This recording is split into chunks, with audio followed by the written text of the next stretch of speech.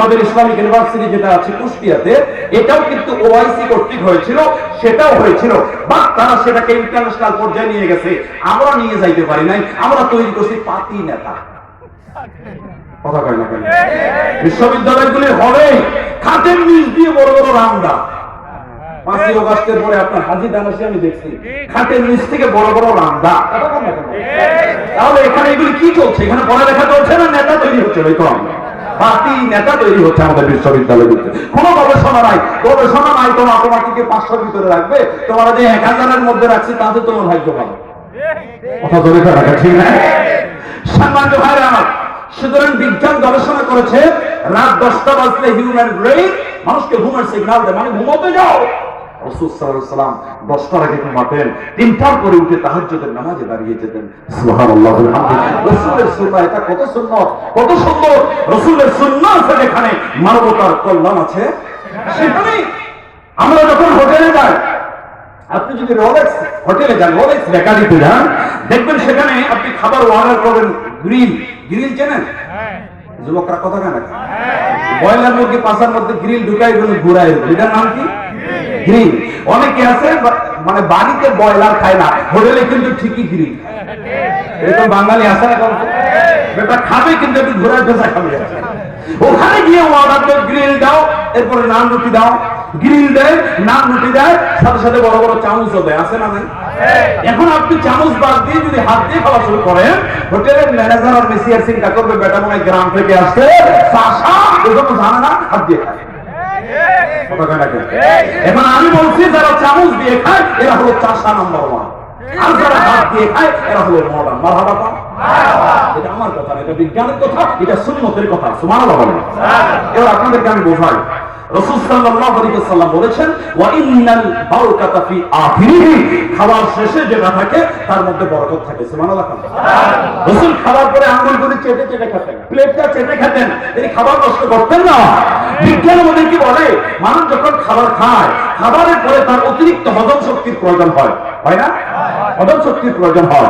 মানুষ খাবার পরে যখন আঙ্গুলগুলি একটা একটা করে চেটে চেটে খায়, ভিটামিন বি কমপ্লেক্স, অদৃশ্য রস, হজম শক্তি আল্লাহ আঙ্গুলের মাথা দিয়ে বের করে দেন। 5টা 7 কেজি পরিমাণ হজম শক্তি বাড়ে, তার চাইতে 1000 গুণ হজম শক্তি আল্লাহ মানুষের আঙ্গুলের মাথা দিয়ে বের করে দেন।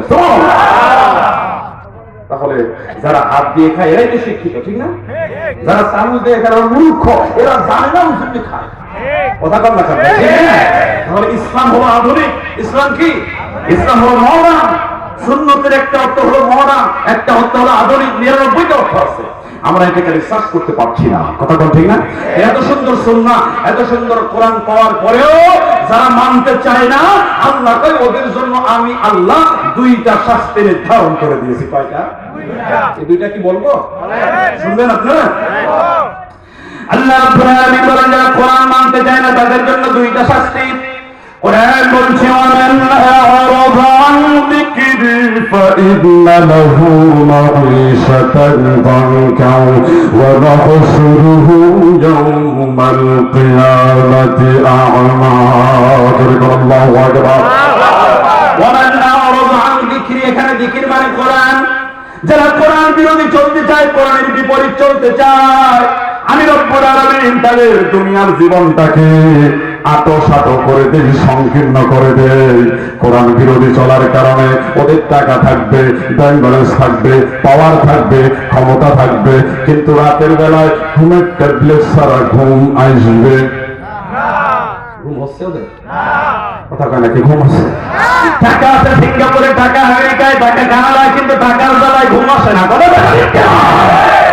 আল্লাহ পাক বলেন ফাইন্না লাকুম মাঈশাতান দানকা, এমন সংকীর্ণ করে দেয় আল্লাহ কোরআন বিরোধীদের জীবনগুলিকে। দেখবেন এদের মাঝে মধ্যে এমন অসুখ হয়, ডাক্তার বলে দেয় স্যার আপনার জন্য গরুর গোশত হারাম। আছে না ভাই? আছে না? এদের এমন ওষুধ আল্লাহ দেয়, বাংলাদেশে চিকিৎসা নাই। মাউন্ট এলিজাবেথ সিঙ্গাপুরে তারা যায়, সেখানে গিয়ে আমি দেখলাম মাউন্ট এলিজাবেথ সিঙ্গাপুরে যারা যায় এরা কি ধনী না গরিব? জন্মের টাকা মারছে তো, বাংলাদেশের চিকিৎসা নাই। ডাক্তার তো যাও সিঙ্গাপুর যাও, সিঙ্গাপুর যাওয়ার পরে ডাক্তার চেক আপের পরে তাকে বলে দিয়েছে স্যার আপনার যা অসুখ হয়েছে আপনার জন্য গরু হারাম, ছাগলের ধারের কাছে যাবেন না, মুরগি শুধু দেখবেন। কথা কয় না? সামনে দিয়ে গরু যায়, মুরগি যায়, বিরিয়ানি যায়, খাসি যায়, ও হা করে তাকায় আছে। ডাক্তার তো খবরদার, দেখবা কিন্তু খাবা না। ওর যদি 10,000 কোটি টাকাও থাকে, ওই টাকার কোনো দাম আছে? কথা বলেন নাকি দাম আছে? আল্লাহ পাক বলেন ফাইন্না লাহু মাঈশাতান দানকা। আমি কোরআন বিরোধীদের জীবনকে এত সংকীর্ণ করে দেই, অনেক জালেমের জায়গা 55,000 বর্গ মাইলেও হয় না। ঠিক কি না? সম্মানিত ভাইরা আমার, আল্লাহ পাক বলেন কিয়ামতের দিন ওয়া নাহশুরুহু ইয়াওমাল কিয়ামাতি আমা। আর জালেমদেরকে কিয়ামতের দিন আমি আল্লাহ অন্ধ করে তুলব। কি করে?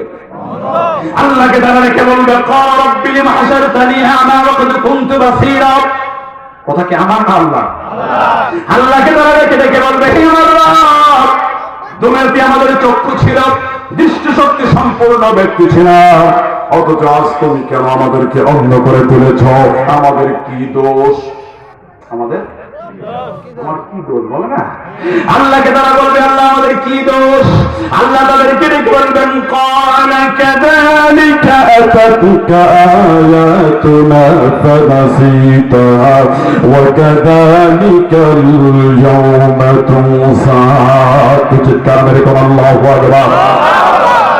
আল্লাহ তাদেরকে ডেকে বলবে তোমরা আমাকে দুনিয়াতে ভুলে গিয়েছ, আমার বিধানকে ভুলে গিয়েছ, আমার আয়াতকে ভুলে গিয়েছ, আমি আল্লাহ তোমাদেরকে আজকে ভুলে গেলাম। আল্লাহ যদি কাউকে ভুলে যায়, ওই ব্যক্তি দুনিয়াতে অন্ধ হয়ে যায়, কিয়ামতের দিন অন্ধ হয়ে যাবে। ঠিক না?